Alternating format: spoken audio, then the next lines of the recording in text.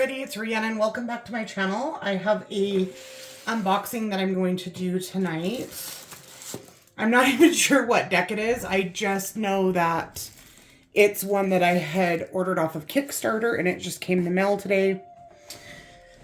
So let's go ahead and unbox it. The box was cute. It had like some cute themed tape on it. Did you guys see that? So I've like opened it, but I still, like I said, I don't know what deck it is. Cute little cat. Just says, thank you, TaylorBryn.com. Taylor Bryn Art. So I'm still not sure what deck it is, but I know that it was a Kickstarter. Came with these two papers, or looks like they're stickers. So this is one I think I must have ordered the 2-deck package because I like to have one that I can keep and then one I can, well, one I can use and then one I can keep as a collector's item and or like as a, you know, if it becomes worth a lot more money, I can sell it or trade it or whatever at a later date. So pretty sure I got 2. So, also looks like it must have been upgraded to include like a tarot cloth or something. So there's 2 of those in there, and then it looks like that's it. Just some paper. So here's the 2 decks. I know I'm super behind on the hashtag Pagan November. I always lose steam on a whole month worth of...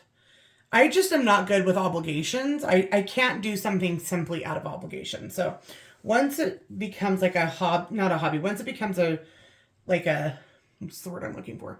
A chore, then I tend to just want to not do it anymore. So, okay, here's the cloth. It's cute. Nothing super, actually, yeah, that is pretty cute. I don't have enough smaller sized cloths. Most of my cloths are way too big, and so I don't use them as much as I want to until I can get a bigger desk or like a different setup. Just making sure that everything's within frame. I'm just like so worried that it's not going to be within frame. Okay. Oh, it's the Myths and Legends Tarot. Okay. So this actually came pretty quick because I think I only backed this in like, oh gosh. I think I only backed this in maybe August, I believe. I'm trying to remember. I think this one might have gone on a Kickstarter and it didn't get funded. And then she changed the goal. Or I could be confusing that with a different deck. But I know there was one that I had backed around this time that didn't meet the goal, so she changed the goal. And then it funded. So, the Myths and Legends Tarot.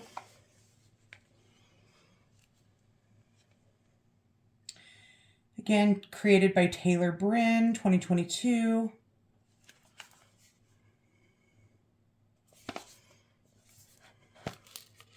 Oh, I like that box. Little white book.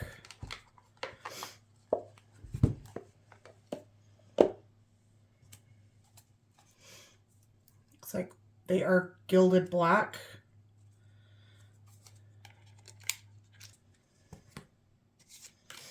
Well, I just slipped it off, but I probably just took them out of order.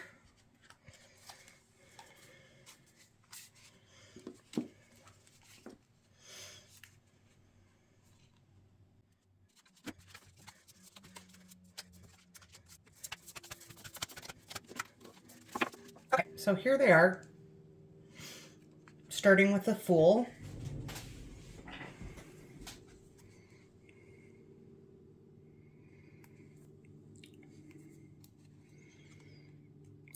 I feel like the quality is not as good as I had wanted them to be. They seem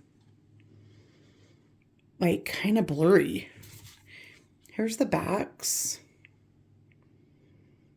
Cups and pentacles, but even the backs are like, are they intentionally super pixelized?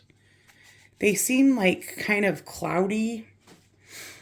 I don't know. I will say my first impression is I'm not super impressed, to be honest. Not super impressed with the cloth. I'm not super impressed with the cards. So you never know. You don't fall in love with everything right off the bat. Sometimes things need to grow on you, and that might be the case here.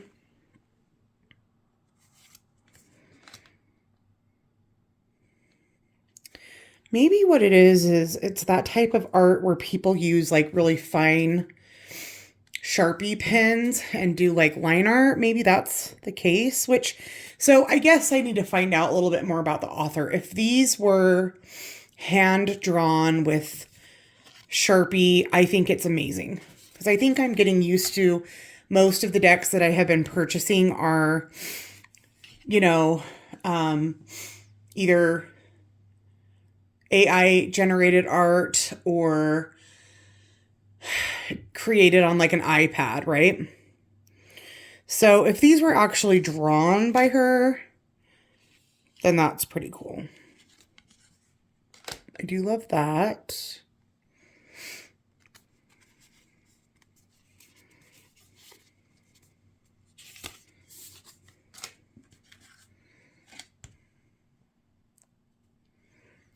Little Viking. What do they call that? Funeral pyre. Ooh, I love the Mott. Well, actually, that's Anubis.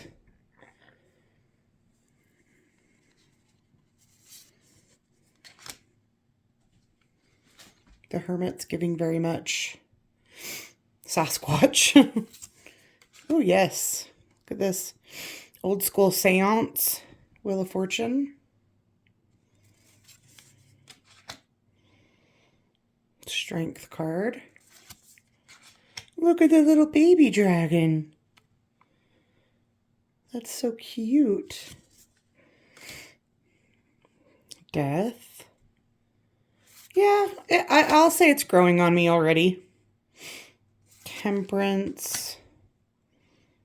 Female devil, yes, please.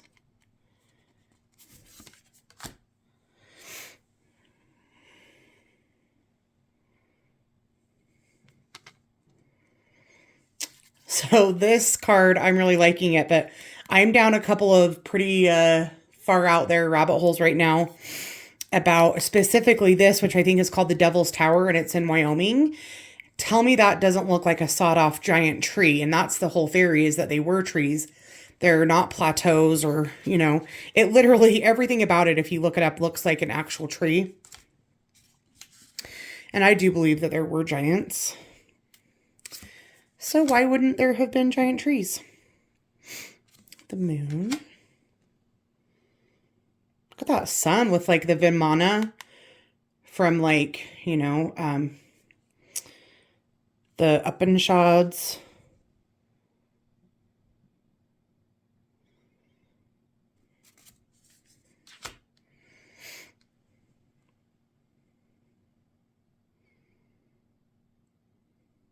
Little Mothman action, maybe. I like there's a nice mix of cultures as far as ancient cultures go. Going into the wands.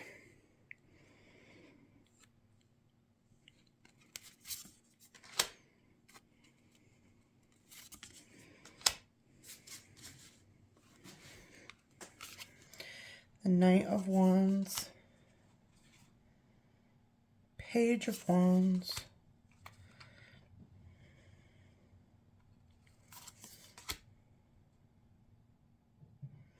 I think I should start doing some ASMR unboxings where I just whisper. That will be hard for me. Oh, look at this Three of Wands. I love that. I love that.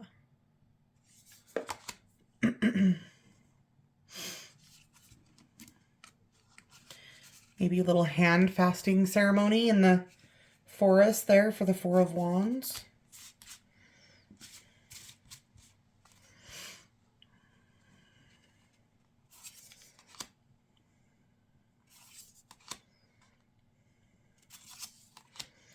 Okay, I've changed my mind.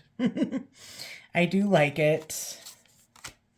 You just start getting used to like seeing certain type of images and art. So if you're, oh look, it reminds me of a Land Before Time. What type of dinosaur is that? Stegosaurus? I don't know. The long neck, right? For that King of Cups.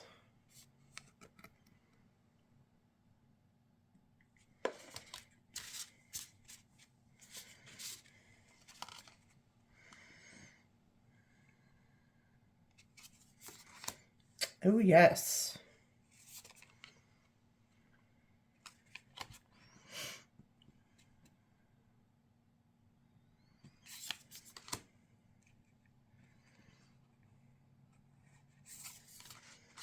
Oops. Oh, yes. Horus, Ptah, and Isis. I was going to say Hathor because Hathor has a headdress like that, but Hathor doesn't have wings, I don't think. But Isis has a headdress and wings. Let's see who it is. So the Three of Cups. Three of Cups. Horus, Osiris, and Isis. I thought that was Ptah. Sorry. But it's Osiris. Horus, Osiris, and Isis.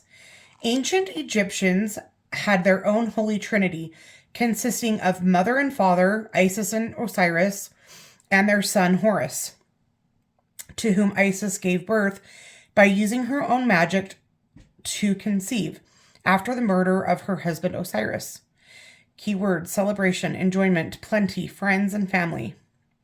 Interpretation suggestions: it's time to celebrate. Surround yourself with plenty of good food and drink and enjoy time with good friends. Very nice.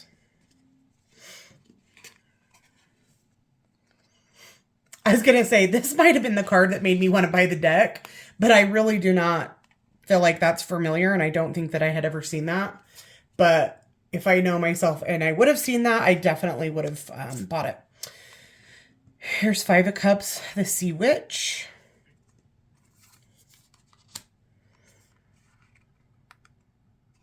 So I do think, I mean, it does make sense with the name Myths and Legends, right? And so I do think it would be good to go through the little white book just to see like that Four of Cups was the Sea Witch. The 19th century Danish tale of the Little Mermaid, as recorded by Hans Christian Andersen, features a dangerous sea witch with fearsome magical powers.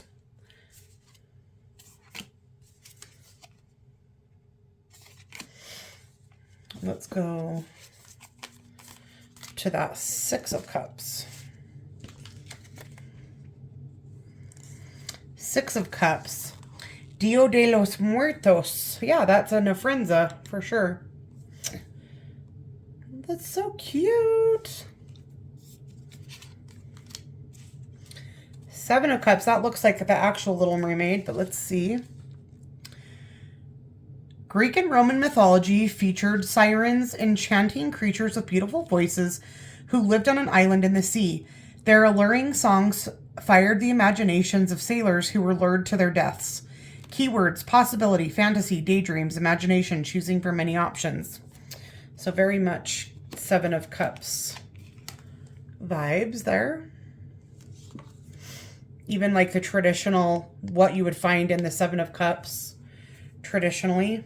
The ghost, the laurel headdress, the mountain, the dragon, the ship, and the jewels.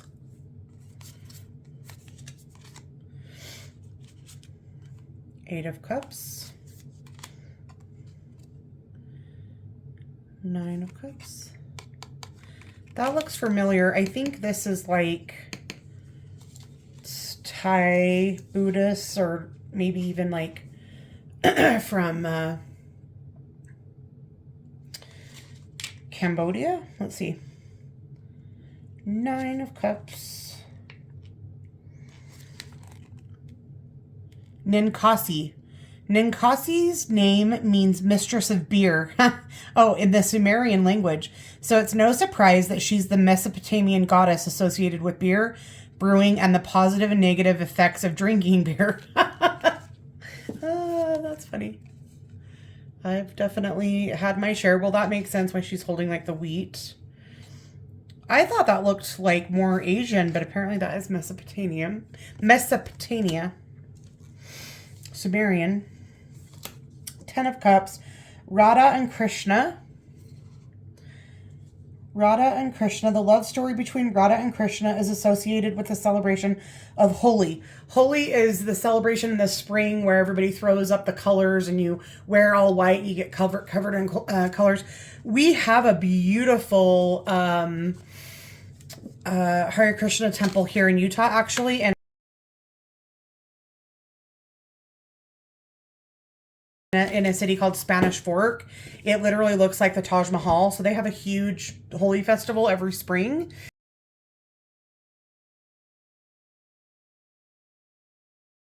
And so I know a lot about that holiday. Then there's a witch named Holika that they burn. So yeah, the love story between Radha and Krishna is associated with the celebration of Holi.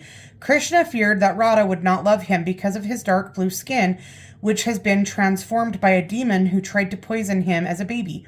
Krishna's mother suggested that he should smear brightly colored powder on Rasha's face. The ploy worked, and the two shared a beautiful love together. So you can see all the colors. So cute. Now I just want to read all of these, but I just didn't want this to be such a super long video. But now I'm just like so intrigued by all the myths and the legend. So even though this is just a tiny book, I really love it. Okay, Queen of Swords. Oya. So this is Oya. Said to be the most intellectual of the Orishas, which means gods, from the Yoruba traditional religion of Nigeria. Oya is a warrior woman who controls storms and winds. The winds she raises in West Africa become Caribbean hurricanes. Very nice. King of Swords. That looks like maybe Midas or Solomon. Let's see. Mithra. King of Swords. Mithra, powerful ancient Persian deity of the sun, rules over justice and oaths. Mithra uses his keen analytical powers and authority as a judge to ensure that contracts are upheld and that the truth is protected. Knight of Swords, Chinese dragon. Oh, unicorn. A Page of Swords, Pegasus. Oh, I didn't see the wings. And I guess there's no horn. Why did I think that Pegasus has had a horn like a unicorn? But I thought they also had wings. Ace of Swords. Fairy Circle. Two of Swords, Tenome.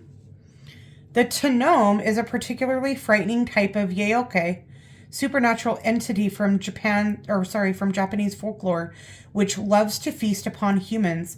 Although he first appears to be an elderly blind man, the Tenome is a vengeful spirit with a powerful sense of smell and even eyes on the palms of its hands, which you may not observe until it's far too late.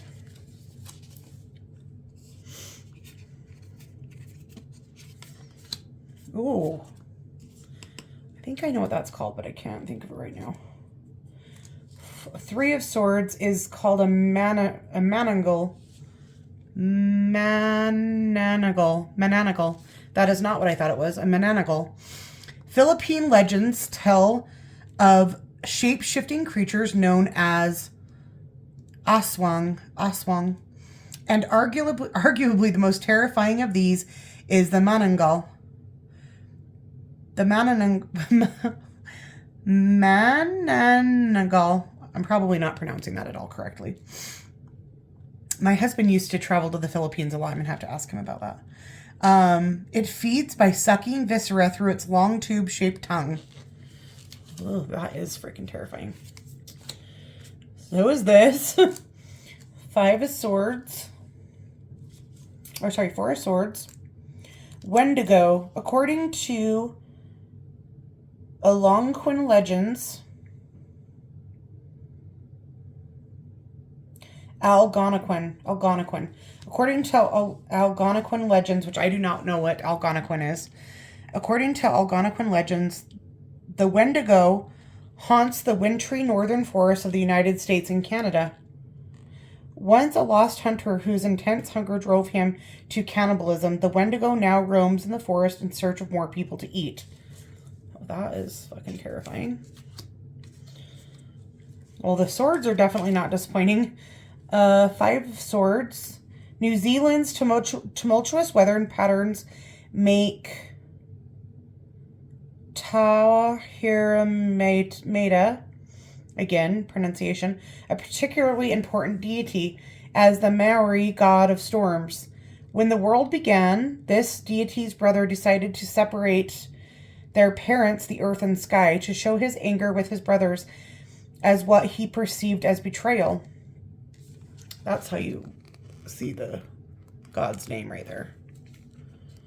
Which, Tea, something Tea.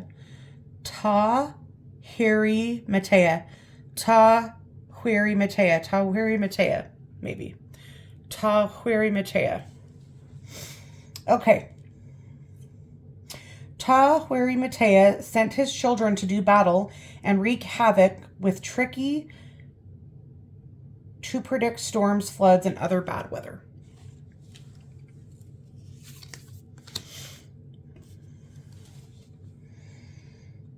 Six of Swords.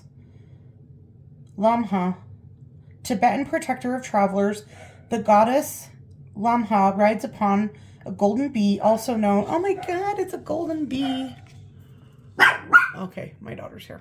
Cut. Okay, my daughter just got home from work, so... Look at the cute golden bee. It's so cute. Okay, so back to her story.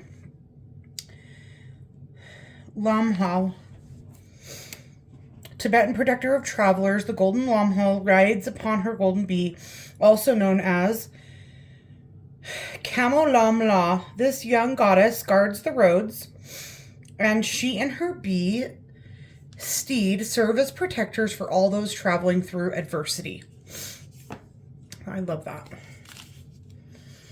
This looks like maybe Peru, maybe Peruvian or the Andes, right? Let's look. 7 of Swords. Ayar Kachi. Oh, Incan legend, which isn't Incas in Peru. Incan legend tells a creation story of the 4 Ayar brothers and their wives after a major flood destroyed the earth. The 4 brothers often squabbled over control of the world.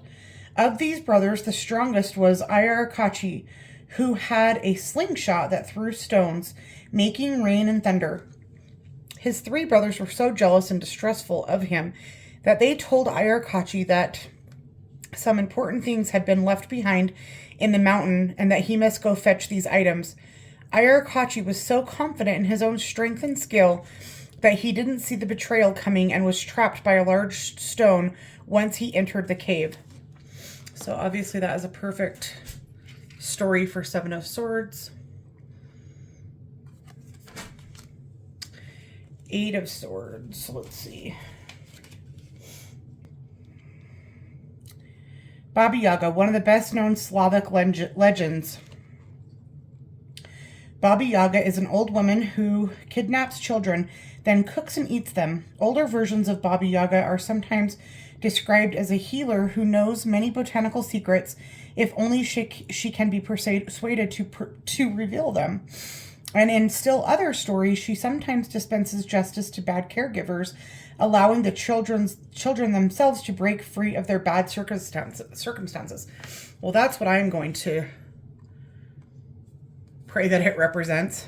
Sounds like the old witch from Hansel and Gretel, though. A little bit. Nine of Swords.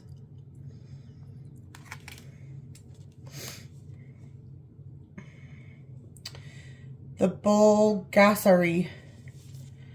Korea's mythical iron-eating monster. Not going to read all of the full legends, but ooh, what is this? That looks like maybe from the Dogon tribe. Let's see. Ten of Swords. Papanjawari. The Tiwi people are an Aboriginal people of Australia.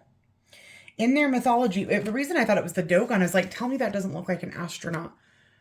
And if you know about the Dogons, they basically talk about people coming from the heaven, and the masks and the baskets that they wear on their head also kind of look like a astronaut.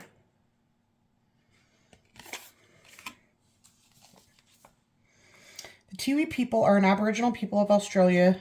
In their mythology, Papanjawari are fearsome one-eyed giants who live in a large hut at the end of the sky. When they locate a victim, they make themselves invisible and suck the person's blood without leaving a wound. The appearance of a shooting star in Papajawari stalking across is a representation of Papajawari stalking across the heavens. Ooh. Ooh, look at this beautiful. I think this is Slavic as well.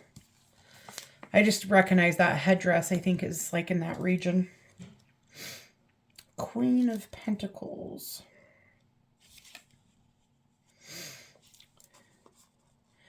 Mat Zemlya was an important deity to Slavic people in the Middle Ages, essentially Mother Earth herself. Oh, that is fucking beautiful. King of Pentacles. It's definitely Chinese. Let's see. Tudigong. Tudigong is a benevolent earth god in the Taoist and folk religions of China. Oh, let's see. This is giving maybe Celtic or with a cow. Let's see. Knight of Pentacles. Minotaur. The half-bull, half-human Minotaur of Greek legend was imprisoned in an enormous labyrinth in Crete. So that's the Minotaur. Page of Pentacles. Sikap Kamwo. The Ainu people of Japan consider Sikap Kamwo, the god of owls of the land, a deity of marital success. Ace of Pentacles. Non-Quok. Non-Quok is a spirit or household... Non-Quok is a spirit or household divinity of Thai folklore. She is deemed to bring good fortune, wealth, and prosperity. Oh, look at this little gnome. Oh, gnome, you didn't. Two of Pentacles. Duende. Duende, a small dwarf and house spirit described in the folklore of the Philippines. When treated well and left offerings, particularly sweets, fruits, and chocolate, those kind to them will prosper. Nice. Ooh. Very sketty. Very reptilian. Look at her feet. Let's see. Three of Pentacles. I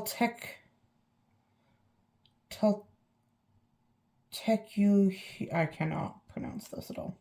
It's an Aztec god.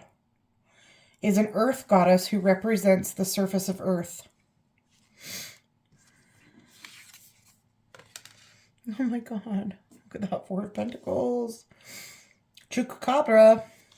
Chupacabra, Spanish for goat suckers, are mysterious beasts that are said to combine the look of kangaroos, gargoyles, giant birds, or even gray alien type creatures with large round heads. 5 of Pentacles. Feronia.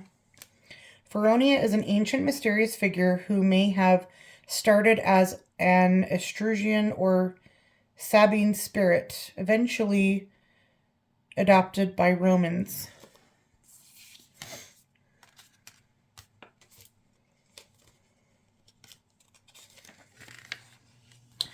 Six of Pentacles. Tiruok.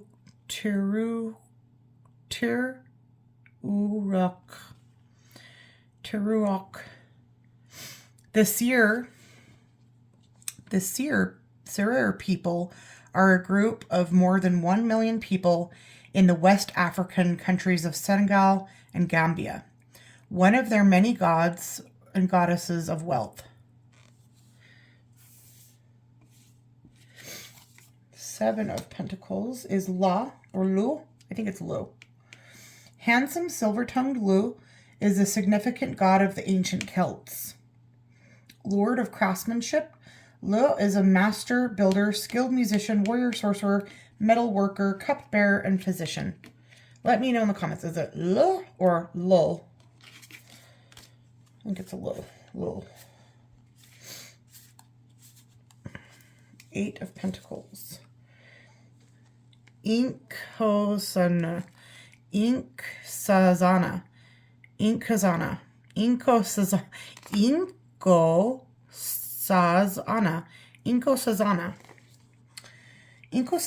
is an ancestral deity of the South African Zulu people.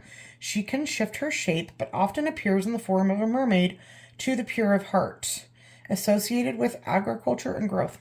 I wonder if that's where they, because you know they switched the Little Mermaid this year is like African. I wonder if it's from this legend. That's very cool. Medusa, right? 9, let's see. Yes, 9 of Pentacles, Medusa. The origin of Medusa myth is linked to a Libyan snake goddess who was ultimately subsumed by Athena. In effect, she may be Athena's ancestor or mother, and a goddess of powerful female magic in her own right. Coral is allegedly Medusa's blood, where it spilled into the sea and petrified after her head was cut off. Aww. It's like when you learn the story of Elphaba, the wicked witch from Wizard of Oz, and then like she becomes your favorite, and then you hate what was that little bitch's name that was the good witch? Glenda. Look how cute she is. Okay, and then finally 10 of Pentacles.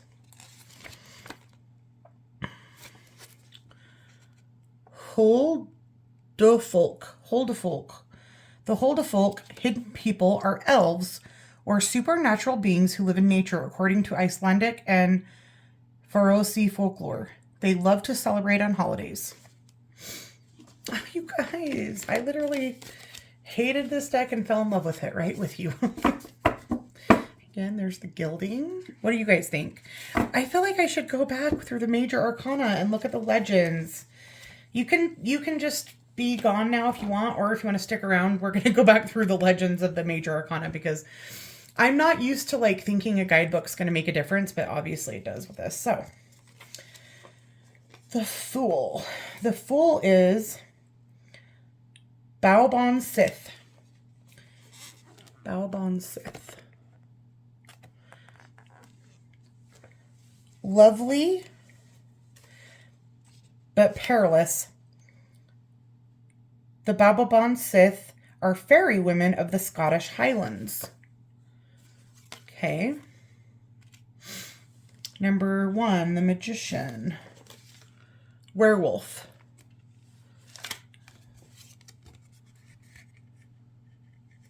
Oh my gosh, I couldn't even see the head last time. The head's going that way, but it almost looks like disconnected. Okay. Werewolf. The legends of the shape-changing werewolf are a myriad. Several 12th century French Romance poems describe werewolves as creatures of great nobility and controlled gentleness, with an inevitable power to transform, which they use to protect the weak as well as enact vengeance upon the treacherous. Okay. Let's see who this high priestess is. Kushake Onana.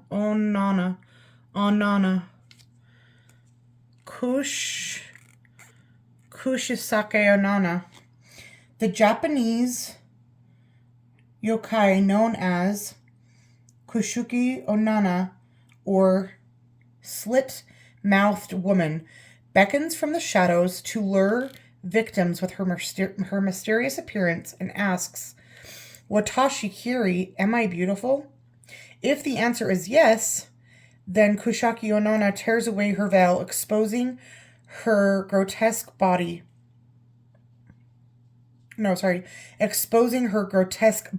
grin, and asks, "Cor demo," or "Is this still beautiful?" In most versions of this legend, either a yes or a no answer leads to disfigurement or death. So she's like the typical woman who, when she's in a rage, it doesn't matter what you say, she's gonna fucking kill you.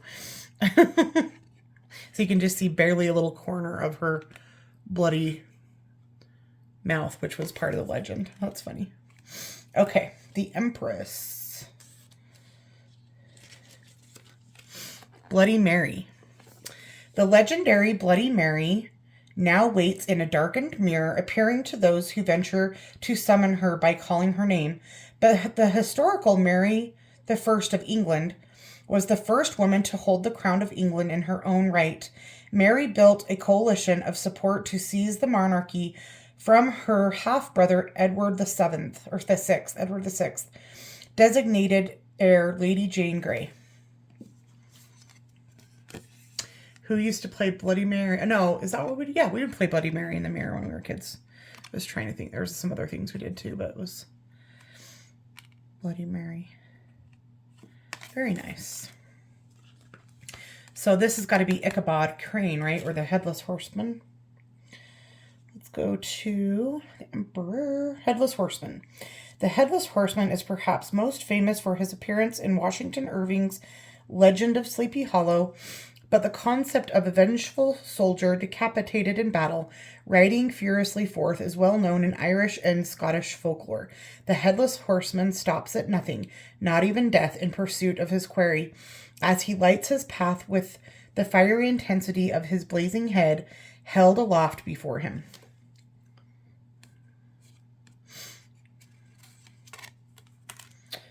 Okay, we've got Baphomet, right? The Hierophant. Yep, Baphomet. The half-human, half-goat deity Baphomet has a complex and often misinterpreted history, but like the traditional Hierophant, is associated with the transfer of wisdom and spiritual teachings via secret rituals and ceremonies. This might be my new favorite Hierophant card. Yes, it might be. I don't typically love the Hierophant, but I totally love that. But like the traditional Hierophant, associated with transfer of wisdom, spiritual teachings. Yeah, that's it. But that's awesome. The Lovers. The Doomed Lovers. Orpheus and Eurydice. Romeo and Juliet. Gatsby and Daisy. The doomed lovers always see the beauty in themselves and in each other, even when their circumstances doom them to tragic choices. The Chariot. Viking burial into Valhalla.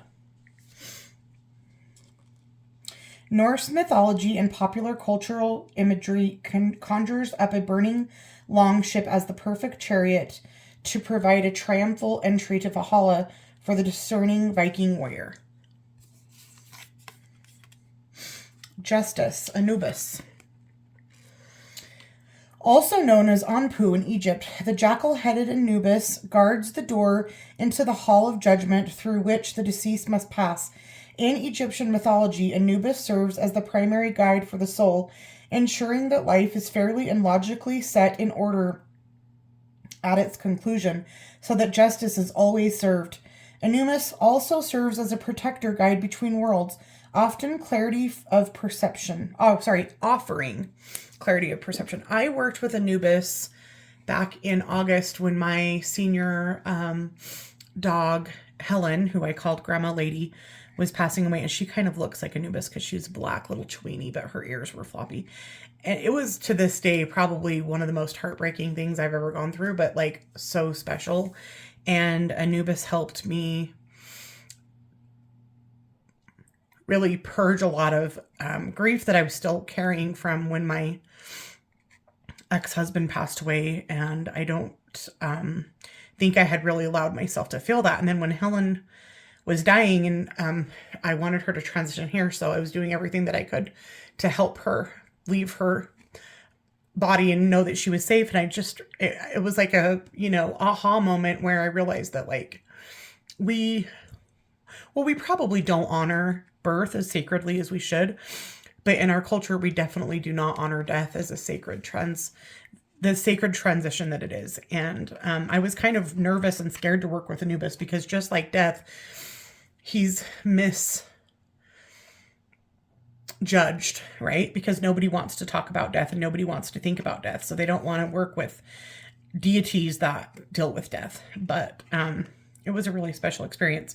I'm planning to do some videos where I talk more about some of the deities I've worked with recently, like Sekhmet, Anubis, and Hathor. So you should be looking forward to those once I get off my butt. And I promise I've got like pretty much everything together. I just need to film them. Okay, the Hermit. Let's see who the Hermit. Oh, he's the Yeti.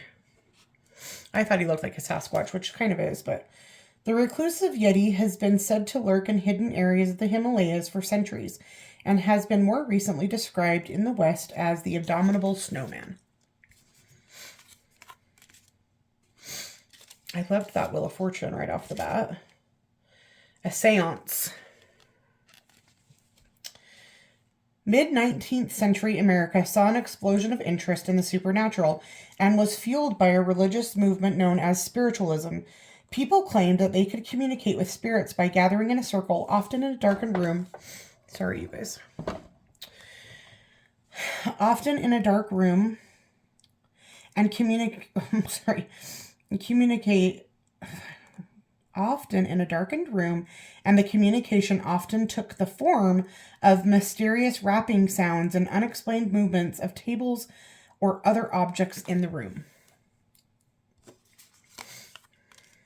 Strength. Knight versus dragon.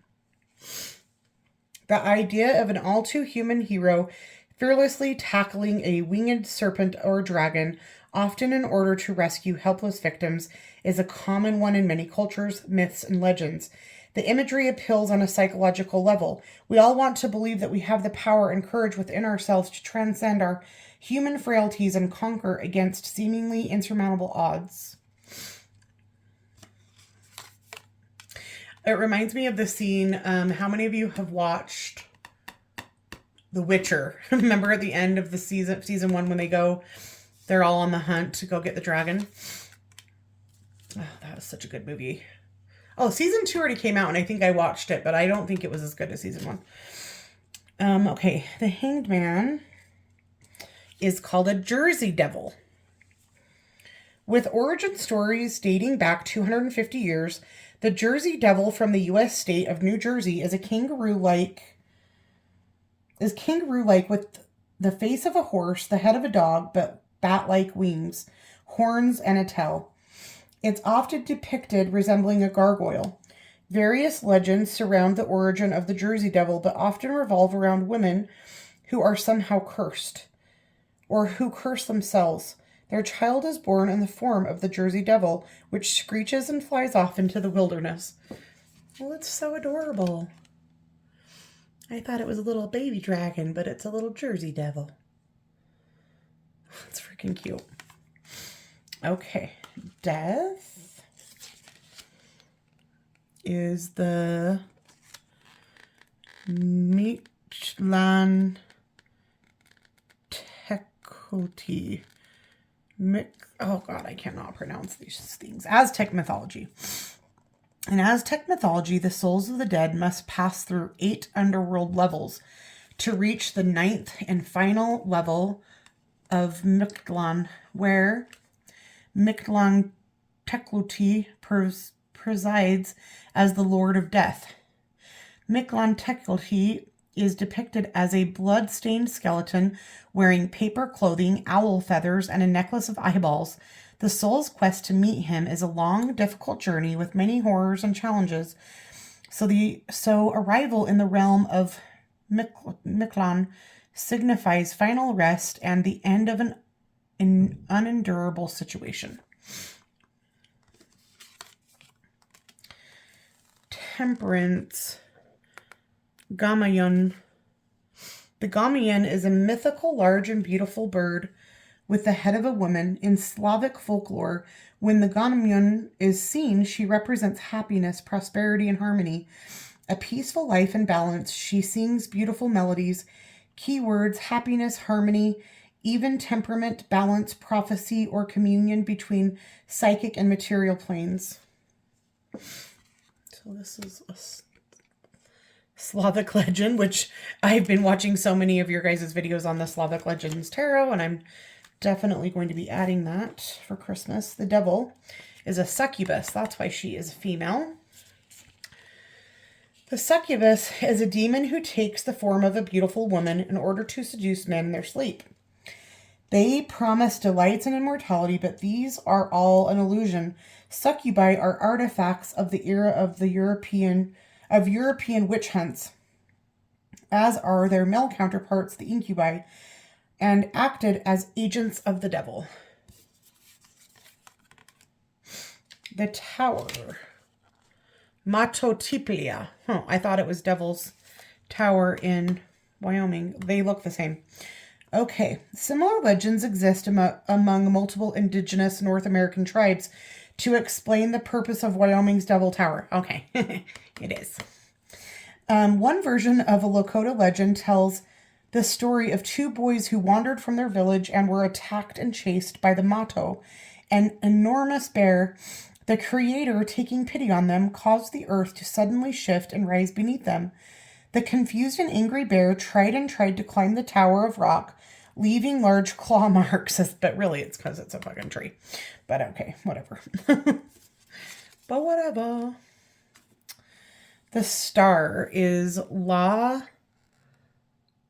Llorona. The weeping woman of numerous northern Mexican legends, La Llorona is a ghostly figure who wanders the night moaning and crying in search of her murdered child or children. Oh, that's so sad. The moon. Oklaha. From the indigenous Buryat people of Siberia, we find the legend of Oklaha, a gigantic dragon that chases the moon to repeatedly devour and regurgitate it, thus creating the moon's many phases. Okay, now I thought this was Vimana from Hindu, so let's see. The sun, Utu, one of the most important deities in the Mesopotamian pantheon. I seriously thought that was going to be coming from the Upanishads, or like, what are the other books called? They're like the great Indian epics, right? That's crazy. Let me look at this closer. That just shows how much the cultures are similar, right? No, that's not right. The sun, Utu.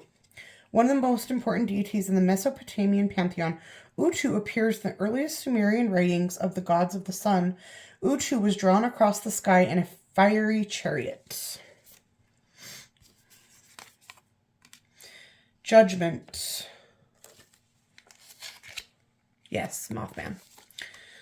So, Mothman is a menacing 6 to 7 foot tall creature spotted hovering, lurking, or chasing cars and dogs around the town of Point Pleasant, West Virginia in 1966 and into 1967. Some viewed its appearance, complete with glowing red eyes, as a harbinger of doom. The world. Allah.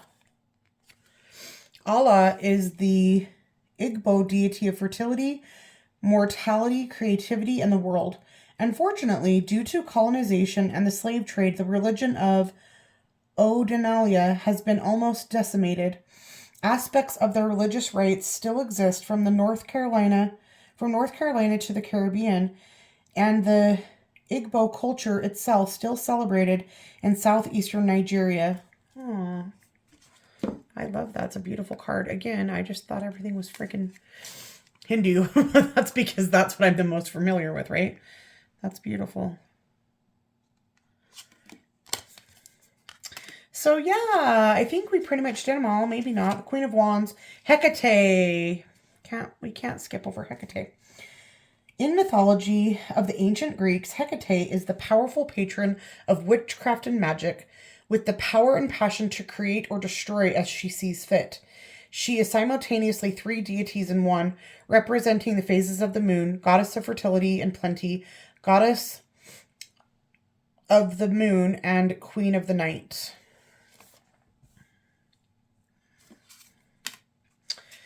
King of Wands is Merlin.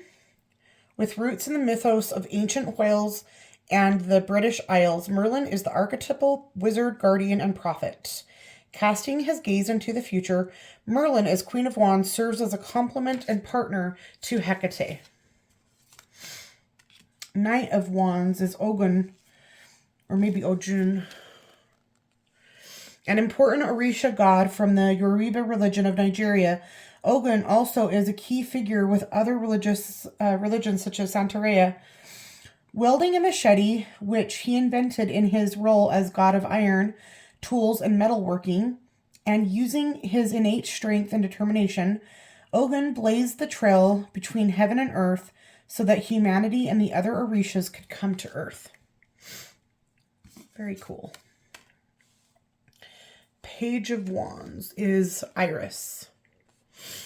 Iris, Greek goddess of the rainbow, spreads her colorful wings and flies between the realms, with her messenger's wand delivering news from the gods and serving as a conduit between the worlds, even between the living and the dead. Keywords. No, I'm not going into all that. You guys, there's just so much. And I didn't really even do most of the minors. I just did all the quartz and... Very cool. I've already, kind of not destroyed, but you can tell. There are some guidebooks I will never open that many times. So it would be very cool if they could come out with a bigger, more substantial, juicier guidebook. I would like that very much. So yeah, if you guys stayed with me through the whole thing, I apologize. I wasn't planning on it being so long. There's the Pegasus again.